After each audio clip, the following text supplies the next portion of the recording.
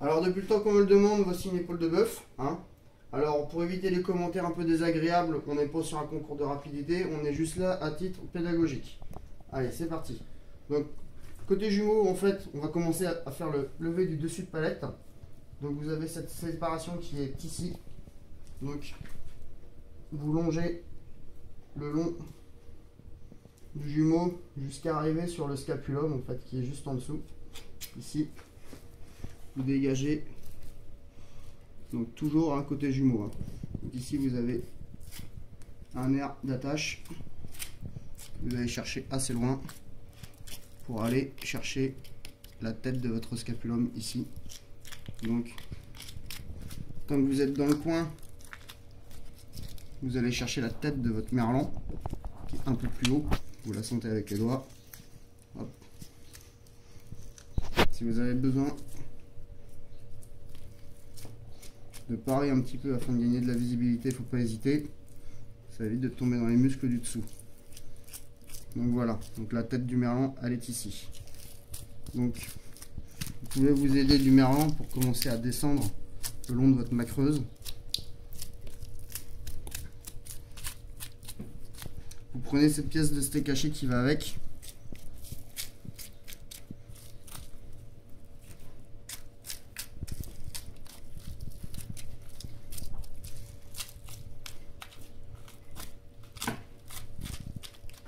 Voilà. Pour passer de l'autre côté, une fois dégagé, vous allez jusqu'au scapulum en longeant le petit nerf qu'il y a sur le jumeau et vous tracez votre périoste correctement. Donc jusqu'au bout. Le périoste est plus épais sur cette partie-là. Ensuite, en respectant l'essence de désossage et en accompagnant avec des coups de couteau efficaces. Vous pouvez utiliser votre lame sur les parties plus épaisses. Vous faites le lever du dessus de palette. Sur les cartilages, vous pouvez travailler avec la pointe du couteau pour bien dégager votre morceau. Alors inutile d'aller creuser, c'est-à-dire d'aller chercher des choses jusque là. Tant que vous n'aurez pas dégagé les points d'attache, ça ne viendra pas correctement. Vous n'aurez pas de résultat correct. Donc arrivé sur l'autre extrémité du scapulum, l'os est en rond. Attention à la pointe de votre couteau qui peut faire des dégâts sur le périoste. Donc ici pareil, vous avez une partie un peu plus épaisse de périoste avec un point d'attache. Donc à la pointe du couteau, vous pouvez commencer à le dégager pour le détacher. Hop.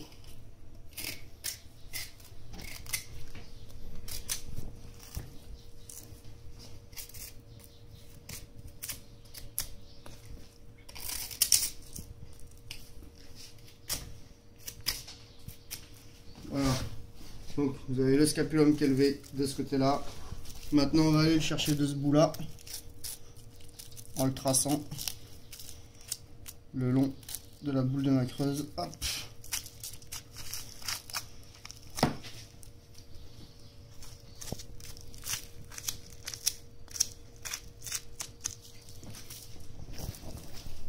Quand vous ne savez pas où vous êtes rendu, il ne faut pas hésiter à aller faire un tour de l'autre côté. Ça évitera des dégâts. On accompagne.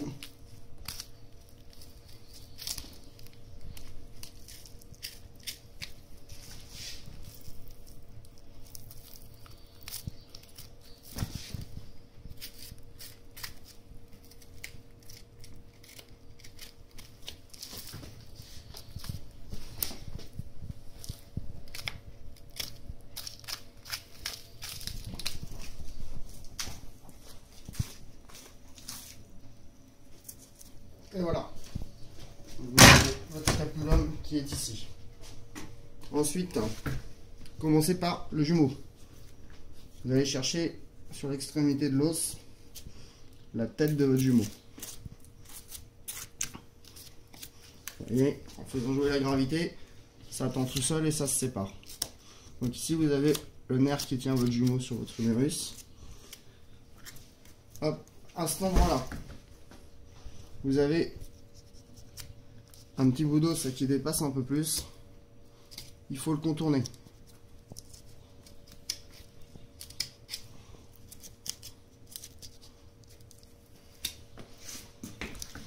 Ici, vous pouvez vous permettre de gratter le saillant de l'os afin de préparer le terrain pour tout à l'heure. Vous allez comprendre. De ce bout-là.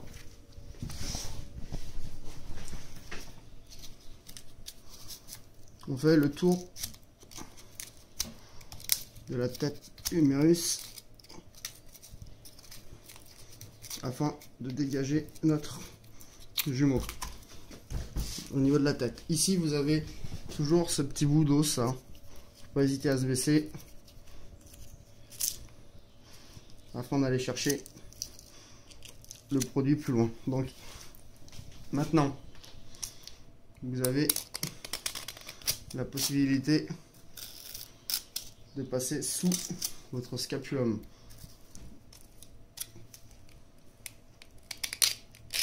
Vous pouvez vous aider de la pointe du fusil pour dégager votre os.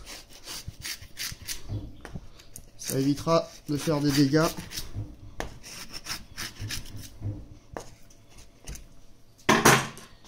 Et ça vous avance le boulot. Ensuite, prends le jumeau à revers, la lame légèrement inclinée de façon à longer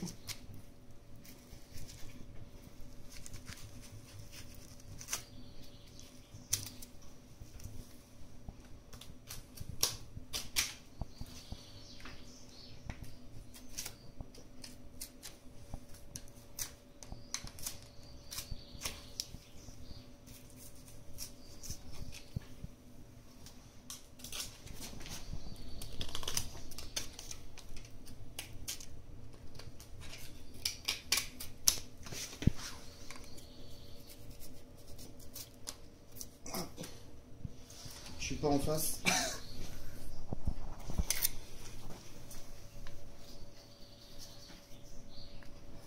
On essaye de retrouver le fil hein, quand on dérape comme ça.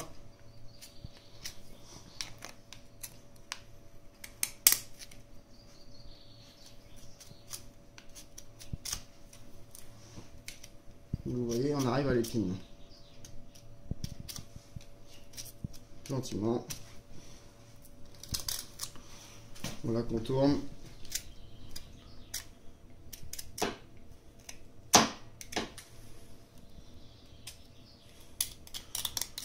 Voilà. Donc ça, c'est pour cette première partie. Pour la deuxième, on va commencer à dégager la main creuse. Donc la main creuse, vous avez des nerfs à couper pour passer. Vous avez deux nerfs principaux à passer. Donc, vous longez ici. Vous n'hésitez pas à descendre. Et là, vous tombez sur un premier nerf. Celui-là, vous le sectionnez gentiment. Et vous tombez sur un deuxième nerf. Et là, la séparation s'effectue entre les deux. Donc, le premier, le deuxième. C'est votre séparation. Il faut vraiment y aller doucement parce que vous pouvez vite vous retrouver dans le deltoïde, qui est le petit steak qui est juste au-dessus du paleron. Et là, du coup, vous n'êtes pas dans le bon côté. Alors, donc, on met un peu plus sur la table.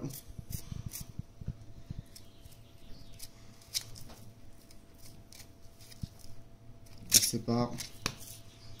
Alors, donc ici, ça se sépare également.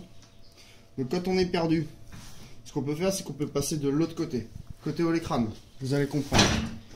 La séparation est beaucoup plus visible de ce côté-là. Donc en fait, vous suivez. Donc, on aperçoit bien la séparation, c'est franc. L'avantage en passant par le chemin du retour hein, de la main creuse, c'est que vous ne pouvez pas vous tromper de chemin pour atterrir de l'autre bout. Ici, vous laissez cette petite partie de viande là sur l'olecrane. Là, vous commencez à utiliser la lame pour couper le nerf de la main creuse. Et vous suivez.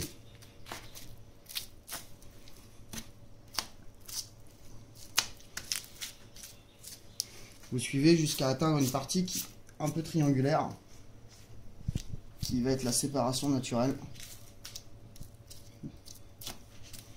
entre la macreuse et le paleron. Là voilà, la partie triangulaire.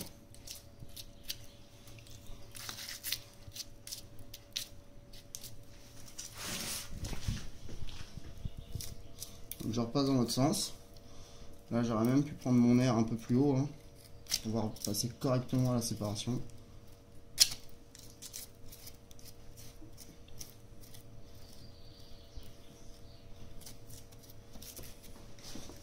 Hop.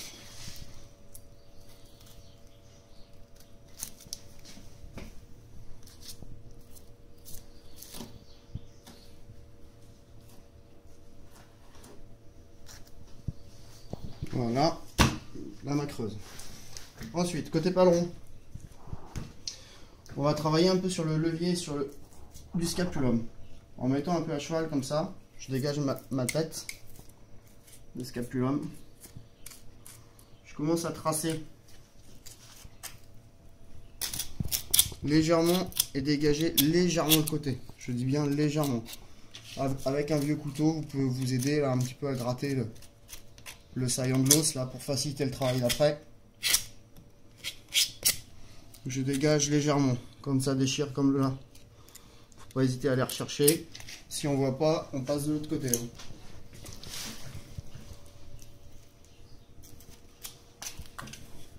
Donc voilà, ici, vous voyez. Là, on a récupéré le périeste. Alors, certains ont cassé l'épine. Moi, je la trace. Ensuite, à l'aide du paleron, je donne un coup de couperet. Ça évitera d'enlever tous les petits os qu'il y a après à faire sur l'épine. Donc, vous la tracez droite, correctement, sur le prolongement cartilagineux. Pareil, hein, si vous voulez, vous pouvez gratter. Bon, là, on a la chance d'avoir une bête qui est assez jeune, ça se fait relativement facilement. À l'aide du couperet, avec des coups en biais comme ça, vous décollez votre épine. Si vous voyez qu'il y a des endroits où ça résiste un peu, hop, regardez, ici, tac, par exemple, on coupe, on sectionne les bouts. On peut recommencer. Vous retournez votre épine, vous retournez votre épaule, et là, vous pouvez, une fois tous les points d'attache dégagés, comme ceci par exemple, et vos os grattés, commencez à dégager avec les doigts. Vous pouvez vous permettre de tirer légèrement, accompagner avec les doigts si besoin. Séparer les points d'attache de cette base.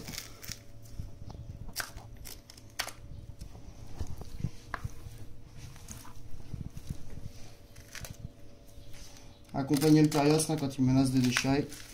Et là, vous y allez jusqu'au bout comme ça. Vous pouvez même avoir votre cartilage à blanc. Et là, ça va pas marcher. Vous avez votre cartilage que vous pouvez avoir à blanc en tapant si le cartilage est un peu plus long que celui-là. Hop. Donc maintenant, vous avez votre paleron, votre jumeau. Maintenant, il faut trouver le chemin pour séparer. Alors, en l'occurrence, en écartant un peu, on voit qu'il est là.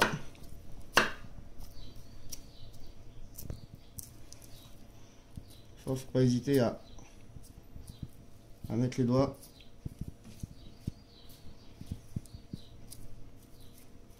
Écarter comme ça. Ça permet de ne pas faire n'importe quoi. Et les fils de la viande se séparent devant vous. Donc votre jumeau. Ici, paleron. Le paleron, c'est un des seuls endroits où vous allez utiliser une coupe droite. Et vous dégagez la tête de votre os. Vous allez chercher votre nerf au fond là. Hop. Pour séparer. Et là, coupe droite.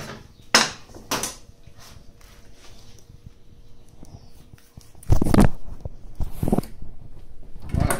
Là, vous avez votre pâte. Alors, la boîte à moelle. et le jarret. Alors pour simplifier le travail, chez nous on coupe. Donc un petit peu au-dessus de l'écran, comme ceci. Ça va faciliter le travail dans le sens où en fait vous n'allez pas être obligé de tourner autour de l'humérus pour pouvoir séparer votre articulation.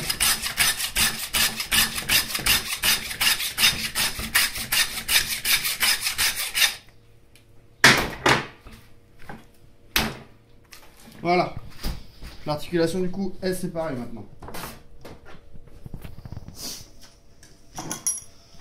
Donc maintenant, séparation de boîte à moelle. Votre biceps brachial, il est ici. Vous passez juste en dessous pour pouvoir atteindre votre humérus.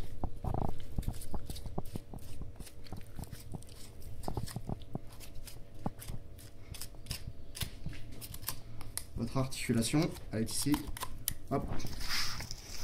Donc, biceps brachial. Ici, on est sur l'humérus. On le trace directement, hein, ça perd pas de temps. Après, vous faites la même dans ce sens-là pour respecter les sens de désossage des membres.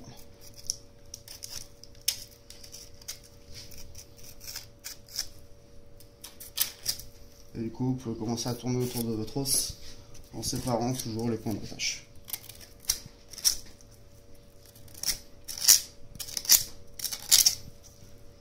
Point d'attache. Ici, vous avez un os qui est un petit peu plus nourri. Donc après, ça reste une boîte à moelle, hein. Ça peut aller très vite. Vous n'êtes pas forcément obligé d'y aller à blanc. Dans les entreprises, on ne vous demande pas beaucoup ça maintenant. On vous demande un peu de rentabilité.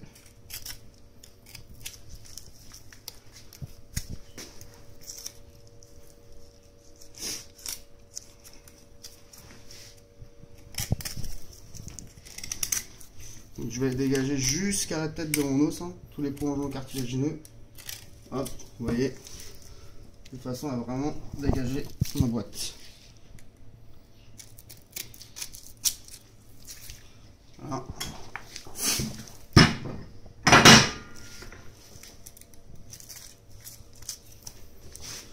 Donc ça, ces bouts-là, hein, ça pourra être pris pour du bourguignon, du bœuf cuit. Hein. Il y a plein de destinations, et surtout ça vous fait gagner du temps sur le désossage de l'articulation. Hop.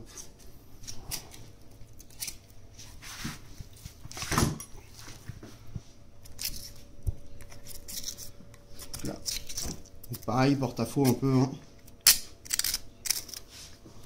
Quand l'os le permet.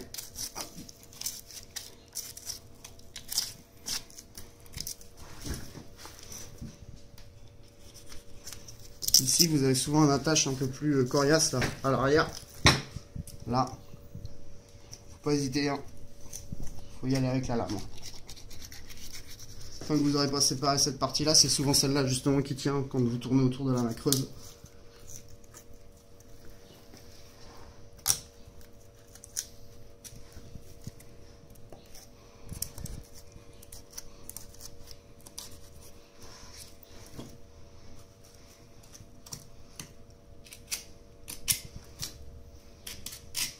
Là, ici, vous avez la veine qui nourrit.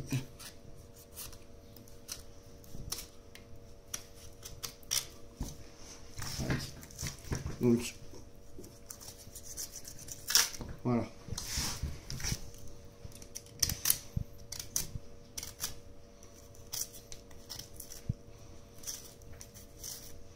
Donc, je pense qu'il y aurait pu y avoir un travail un peu plus propre à effectuer. Mais on a fait la vidéo juste avant l'ouverture et on a un magasin à ouvrir. Donc maintenant, biceps. On va chercher le point d'attache. On coupe. Le nerf. Hop. On sépare. On dégage. On dégage. Et en fonction des coupes de chacun, bah, on aménage. Donc, nous en l'occurrence chez nous, je vais partir sur une coupe droite de façon à plutôt avantager le jarret plutôt que d'avantager la main creuse. Donc.